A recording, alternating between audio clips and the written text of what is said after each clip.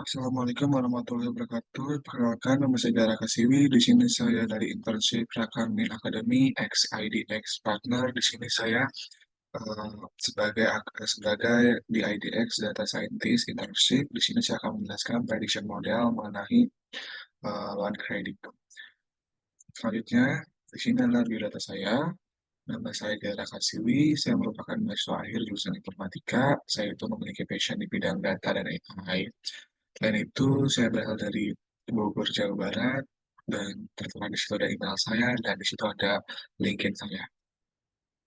Selanjutnya adalah latar belakang. Yang pertama itu menilai risiko kredit dengan lebih akurat. Yaitu perusahaan multi-finance perlu menilai risiko kredit yang lebih tepat untuk mengurangi kredit macet dan kerugian finansial. Selanjutnya, pemanfaatan machine learning yang dapat menganalisis data peminjaman secara akurat. Yang ketiga, ada optimasi keputusan bisnis, yaitu adalah model prediksi yang baik, meningkatkan efisien, mengurangi risiko, dan membantu perusahaan dalam mengolah pinjaman lebih baik.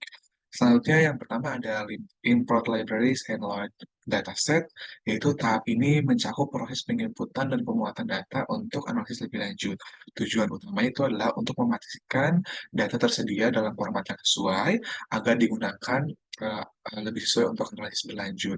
Langkah-langkah yang saya lakukan adalah mengimport pustaka atau library yang diperlukan. Selanjutnya adalah membuat dataset ke dalam lingkungan kerja atau ke dalam analisis. Selanjutnya adalah dataset yang saya menggunakan adalah untuk manipulasi data menggunakan Pandas dan NumPy, untuk visualisasi menggunakan Matplotlib Seaborn, untuk pemrosesan data yaitu menggunakan standard scalar, label encoder, power transformer. Untuk pemodelan biasanya menggunakan dua yaitu logistic regression dan random forest classification. Selanjutnya untuk analisis statistik ada Z-score dan box dan evaluasi model di sini ada akurasi score, precision score, recall score, F1 score, ROC, AOC score, composition metric, dan classification report. Selanjutnya ada yang pertama data understanding. Nah, data understanding itu dataset yang digunakan dalam uh, data scientist ini yaitu adalah data pinjaman yang diperoleh dari Rakamin Academy sebagai bagian dari program program Project Based Internship ini. Dataset ini berisi 466.285 entry dan terdapat 75 kolom yang mencakup berbagai informasi terkait pinjaman. Nah, tahap analisis itu, saya itu melakukan beberapa langkah penting, seperti yang pertama, menampilkan beberapa baris dataset, menyediakan ringkasan struktur data, termasuk tipe data dan step kolomnya. Selanjutnya itu menampilkan jumlah baris dan kolom pada dataset, menyajikan statistik deskriptif untuk kolom numerik, mengidentifikasi jumlah data duplikat, menghitung jumlah nilai NaN dalam setiap kolom dan menghapus kolom indeks yang berisi nilai NaN atau tidak berisi kolom. Selanjutnya ada fitur engineering, yaitu dalam analisis data pinjaman, transformasi data menjadi langkah penting untuk memastikan informasi yang lebih baik untuk menghasilkan wawasan lebih akurat. Di sini saya melakukan 5 transformasi. Yang pertama, transformasi tenor pinjaman ke tahun, contohnya seperti berikut. Misalkan 36 bulan menjadi 3 tahun, selanjutnya transformasi rasio pendapatan terhadap pinjaman. Contohnya itu mengukur kemampuan peminjaman dalam bayaran memperhatikan tahunan dalam pinjaman. Selanjutnya ada transformasi rasio angsuran terhadap pendapatan.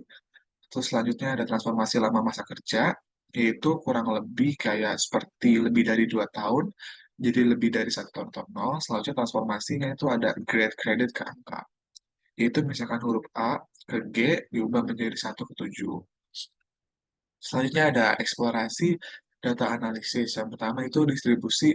Yang pertama ini adalah visualisasi univariate, yaitu distribusi fitur kategorikal di situ yang merupakan dataset yang merupakan kategori. Selanjutnya distribusi fitur numerik, yaitu dilihat dataset yang mempunyai angka. Selanjutnya ada selanjutnya ada eksplorasi data analisis. Ini merupakan yang visualisasi multivariate, yaitu ada korelasi antar fitur, yaitu menggunakan heat map. Jika angka 1 itu berarti normal, selanjutnya ada hubungan antara loan amount dan annual income. Nah, yang terakhir, IDA-nya itu ada distributif fitur numerik berdasarkan loan status. Jadi ini masih termasuk visualisasi multivariate, bisa dilihat sesuai gambarnya. Selanjutnya ada data preparation, yaitu pada tahap ini data dipersiapkan untuk digunakan analisis permodelan. Tujuannya itu untuk memastikan kondisi data itu dengan baik dan sesuai dengan apa yang nanti akan lakukan di sesuatu pemodelan. Jadi, data preparation itu kita menyiapkan data yang sudah clear sesuai dengan keinginan model. Yaitu yang pertama menangani data yang hilang, yaitu mengisi atau menghapus data yang hilang untuk menghindari baris yang bias. Selanjutnya menangani scale atau distribusi normal dan outlier, yaitu mengatasi distribusi data yang tidak normal dan mengidentifikasi nilai ekstrim yang dapat mempengaruhi model. Selanjutnya adalah mengkonversi variabel numerik, yaitu mengubah variabel dalam bentuk Eee, beberapa bentuk sesuai dengan analisis yang dibutuhkan. Selanjutnya adalah menghapus outlier, jadi menghapus nilai ekstrim yang tidak mewakili data. Selanjutnya adalah melakukan encoding data, yaitu adalah mengkonversi beberapa data kategorikal menjadi format numerik. Dan yang terakhir adalah ada namanya trend test split, yaitu adalah pembagian data untuk nanti proses modeling, yaitu memisahkan data menjadi 2 set dengan data untuk melatih model dan data untuk menguji kinerja model. Nah, langkah-langkah ini sangat efektif untuk menganalisis modelnya. Nah, yang selanjutnya ada data modeling. Di sini saya menggunakan yang pertama itu model logistic regression dan yang kedua itu model random forest. Nah, pada tahap ini dilakukan pembangunan dan penyelesaian model menggunakan data yang telah ada. Nah, dengan tujuan untuk menganalisis, memprediksi, atau menunggu pengambilan keputusan. Nah, langkahnya itu adalah memilih algoritma untuk melatih model yang tadi logistic regression dan random forest. Yang kedua, melakukan pelatihan model. Selanjutnya menampilkan visualisasi perbandingan akurasi. Seperti yang kalian lihat, di sini sudah ada perbandingan akurasi antara model logistic regression dan random forest. Sama-samanya mempunyai akurasi yang sangat tinggi. Selanjutnya ada evaluation. Yang pertama di sini untuk logistic regression, evaluasi untuk akurasi yaitu 93%, untuk precision 93%, untuk recall yaitu 93%, dan F1 score 92% dan ROC, AOC score yaitu 90%. Nah, untuk random forest akurasinya 98%, untuk precision 98%, recall-nya 98%, F1 score 98%, ROC, AOC-nya 98%. Nah, ini untuk composition matrix-nya. Untuk si logistic regression, modelnya telah membaca sangat baik ya. Di situ hanya ada salah baca 200 bit load. Nah, untuk si random forest lebih baik lagi, dan itu dia hanya salah membaca itu ada 41 untuk good load-nya.